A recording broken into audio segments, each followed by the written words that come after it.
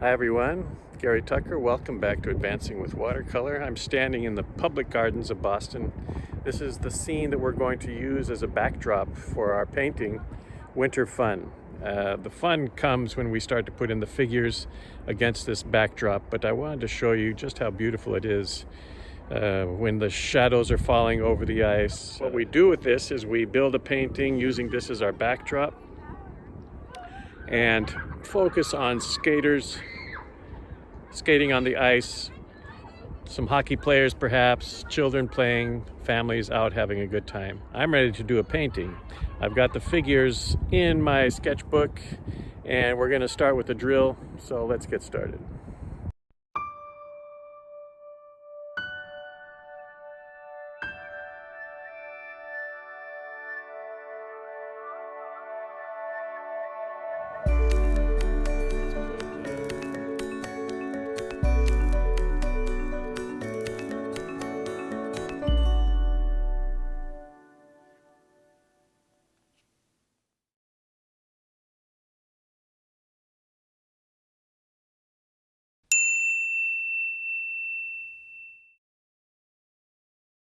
In many cases, we want to do a scene of figures and the figures are moving about. So how do we include figures in our scene? This is one of the things that I enjoy doing. I like to paint scenes with the figure in action.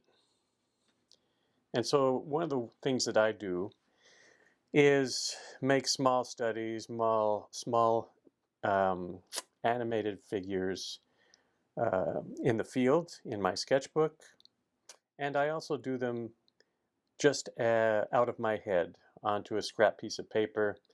That's what you see me doing now is remembering some of the figures that I observed uh, either skating or standing by the rink and watching people skate by.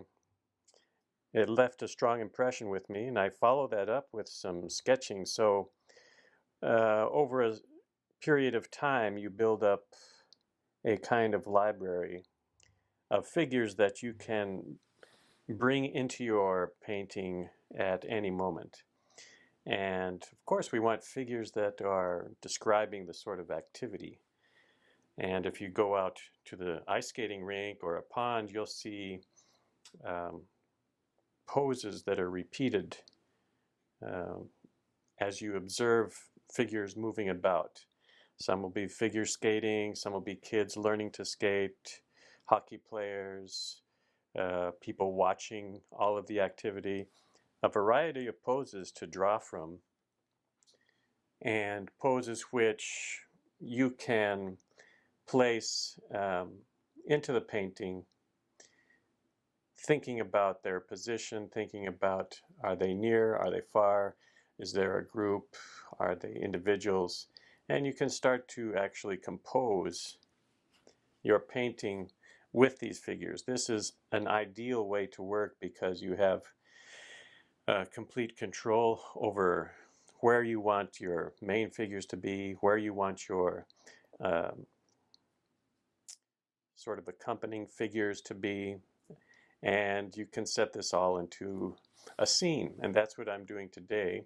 You see me starting to paint the background of this scene. It's a scene of the Boston Public Gardens, and I've included um, a photograph and a reference to the scene that I'm using. If you look in the description, you can see some of the materials I'm using and resources that I'm using to put this piece together.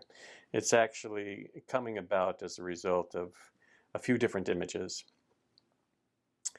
And soon after drawing the scene and thinking about composition, I'm thinking about how to describe the background, how to describe the foreground.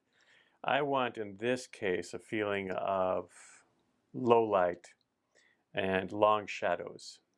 And one of the things that's helping me to achieve this is building up this graded wash that you see now in the background, starting with yellow ochre on the right-hand side and moving towards a bluer, cooler gray on the left-hand side.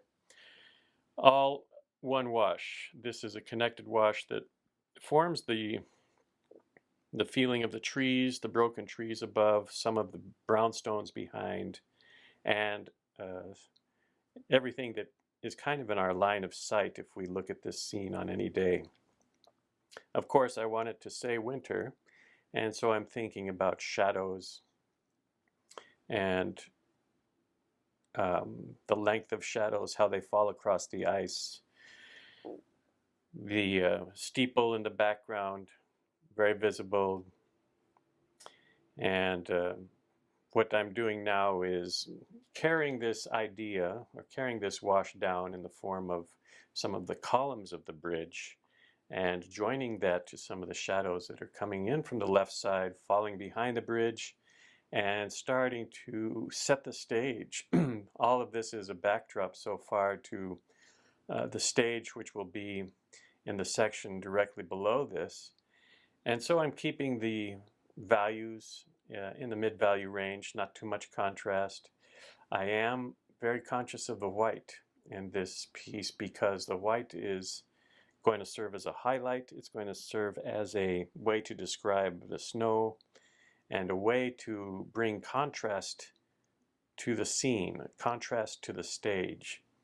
The stage for me is where I'm placing the actors, my skaters. This is the highlight of the painting for me, is showing the skaters moving about the ice, enjoying a winter's day, some fun poses, some comical poses. It's a narrative for sure, and the way that I'm choosing to present this is where I have this chevron of light coming in from the right-hand side, this triangle of light. This will be the stage. And the foreground that you see me working on now is also a shadow. So the shadow wasn't there in this form. However, I feel confident in just carrying it forward to the area where I have a couple of figures seated. And this will begin, this will sort of be the spectators watching the show, as it were, watching the performers on the ice. So it's very much, very much like theater in many regards, and I think you can start to see that come about. The figures themselves are sitting down, so my main concern is the torso and the head. I want the head to feel like it's looking outward. And one figure is seated, the figure next to this figure is standing. They're the largest figures in the composition. However, they are on the side that meets the shadow, they're blended in. So there's not a lot of contrast there. On the standing figure, it's right in the middle of this vertical column in the bridge, another dark, another midtone.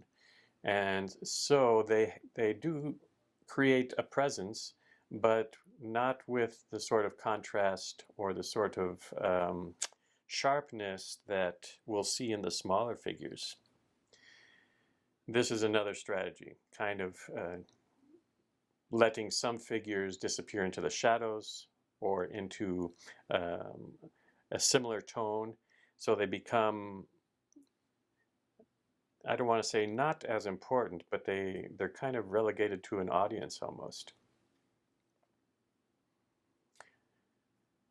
And they direct our attention, don't they? We see figures looking in a certain direction. We're kind of compelled to look in that direction. It's a funny psychology, but we want to know what they are seeing. And so we follow their glance or the direction of his arm towards the figures.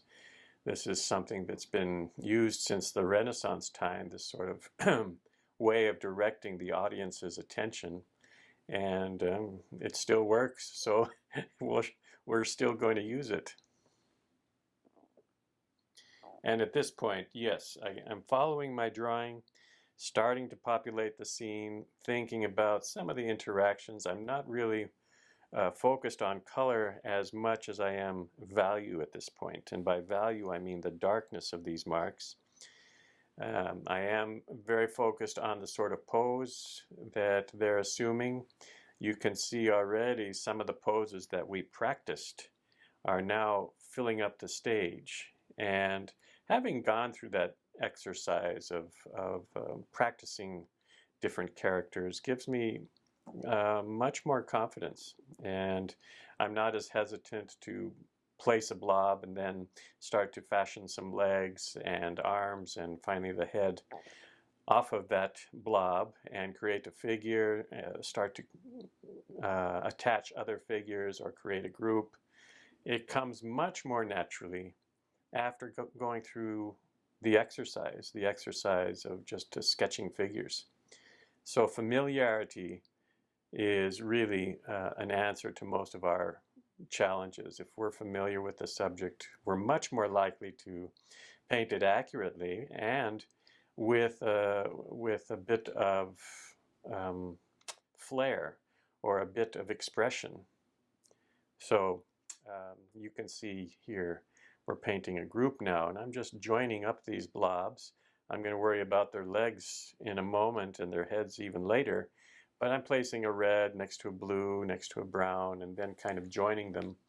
This creates the sense of a group and kind of closes off that edge of the painting so that, again, the eye is drawn towards that middle area.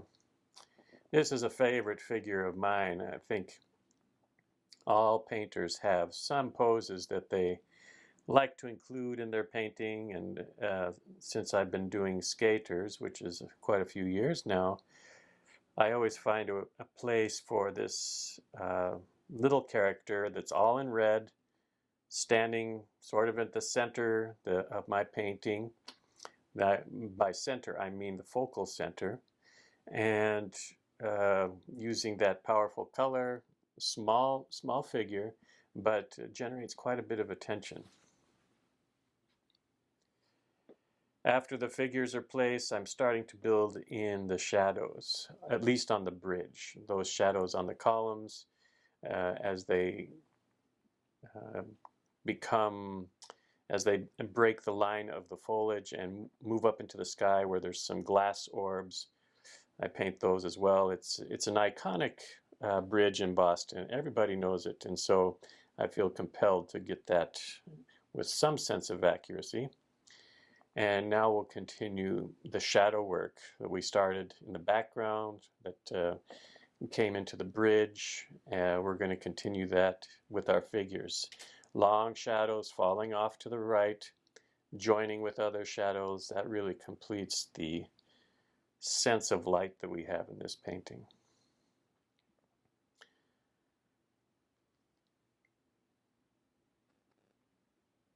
Boston is fortunate to have a couple of public rinks, and this is not an official skating area. There's no safety people on site. There's no lodge where you can sit and have a cup of hot chocolate, but it is so inviting as a place to skate. Skating on ponds, I think, natural bodies of water, is even more inviting than a rink.